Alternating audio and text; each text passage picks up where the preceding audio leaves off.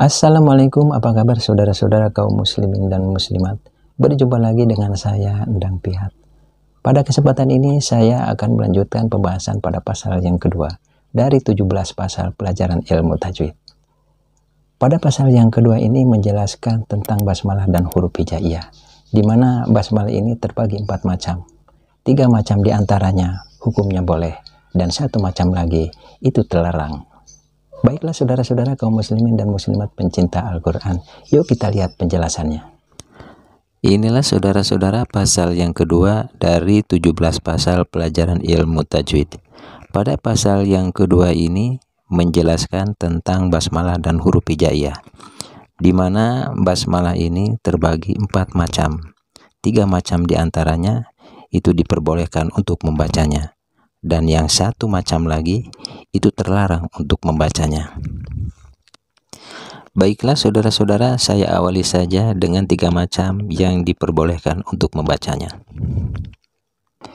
Bagian yang pertama adalah diputuskan seluruhnya.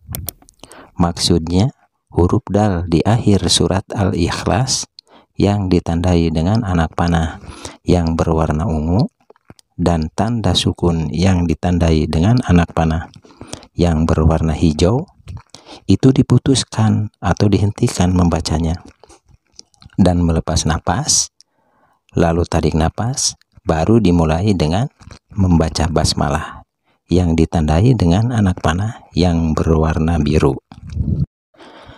Begitu pula huruf mim di akhir bacaan basmalah yang ditandai dengan anak panah yang berwarna hitam dan tanda sukun yang ditandai dengan anak panah yang berwarna merah, itu juga diputuskan atau dihentikan membacanya dengan melepas napas, lalu tarik napas, baru dimulai dengan membaca awal surat Al-Lahab yang ditandai dengan anak panah yang berwarna oranye. Baiklah saudara-saudara kaum muslimin dan muslimat, langsung saja saya contohkan cara membacanya. Walam yakul lahu kufuwan ahad. Bismillahirrahmanirrahim. Tabbat yada abi lahabin wa tab. Itulah saudara-saudara contoh cara membacanya pada bagian yang pertama dari ketiga macam tersebut di atas. Baiklah saudara-saudara, mari kita lanjutkan pembahasannya kepada bagian yang kedua. Pada bagian yang kedua ini, huruf dal yang ada di akhir surat Al-Ikhlas yang ditandai dengan anak panah yang berwarna biru dan tanda sukun yang ditandai dengan anak panah yang berwarna merah, itu dihentikan membacanya dengan melepas napas, lalu tarik napas, baru dilanjutkan membaca basmalah yang ditandai dengan anak panah yang berwarna hijau. Dan huruf mim yang ada di akhir bacaan basmalah yang ditandai dengan anak panah yang berwarna hitam, dan baris kasroh yang ditandai dengan anak panah yang berwarna oranye, itu disambung membacanya dengan awal surat Al-Lahab yang ditandai dengan anak panah yang berwarna ungu. Baiklah saudara-saudara kaum muslimin dan muslimat, langsung saja saya contohkan cara membacanya. Walam yakul lahu kufuwan ahad. Bismillahirrahmanirrahim. Tabbat yada abi lahabin wa tab. Itulah saudara-saudara contoh cara membacanya pada bagian yang kedua dari ketiga macam di atas tersebut. Baiklah saudara-saudara kaum muslimin dan muslimat, mari kita lanjut lagi kepada pembahasan bagian yang ketiga.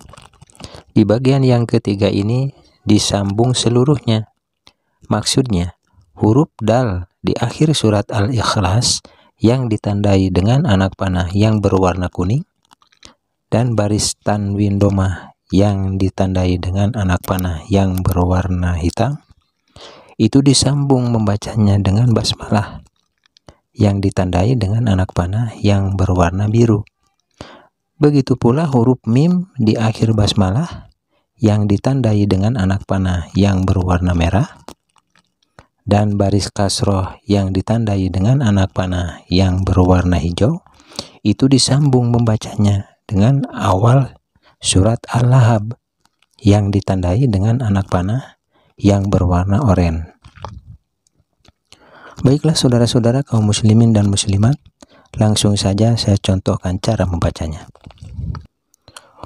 Walam yakun lahu kufuwan ahadum bismillahirrahmanirrahim tabbat yada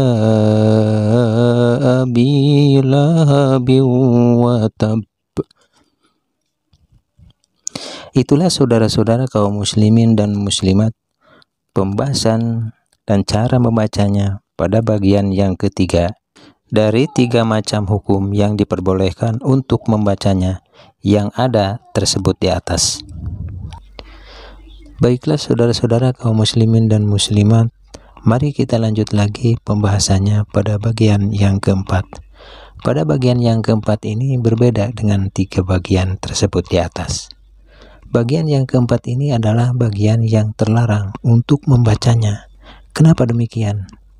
Musonib atau seorang pengarang atau seorang penulis kitab pelajaran tajwid ini menerangkan bahwa terlarangnya cara bacaan seperti ini karena jangan sampai disangka bahwa basmalah itu adalah sebagai akhir surat.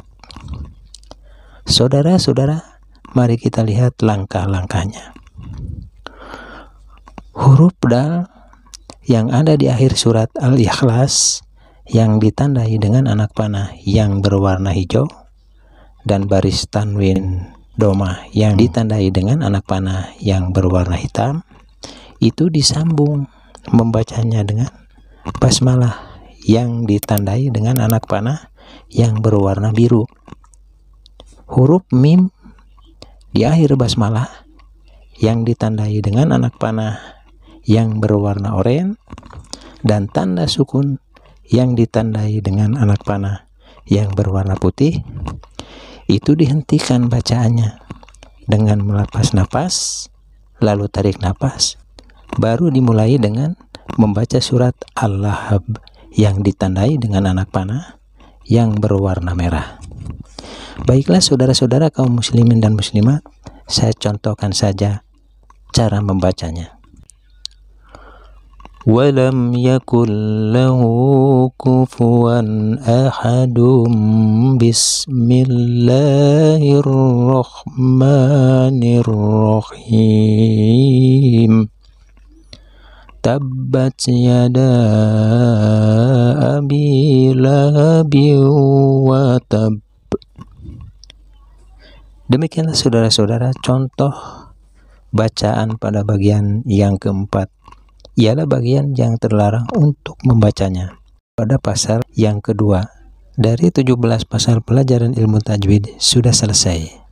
Dan satu pembahasan lagi masih pada pasal yang kedua yang belum diselesaikan, yaitu tentang huruf hijaiyah. Insya Allah untuk pembahasannya akan saya bahas pada kesempatan berikutnya. Saudara-saudara, setelah diperhatikan keempat pembahasan tersebut di atas, maka dapat menarik kesimpulan bahwa masing-masing atau salah satu dari ketiga macam tersebut di atas dapat diterapkan di luar sholat, mungkin seperti acara kenduri dan semacamnya. Hanya bagian yang keempat saja yang terlarang untuk membacanya. Baiklah saudara-saudara, untuk pembahasan pasal yang kedua dari 17 pasal pelajaran ilmu tajwid, saya cukupkan sekian. Semoga pembahasannya dapat dipahami dan bermanfaat bagi saudara-saudara.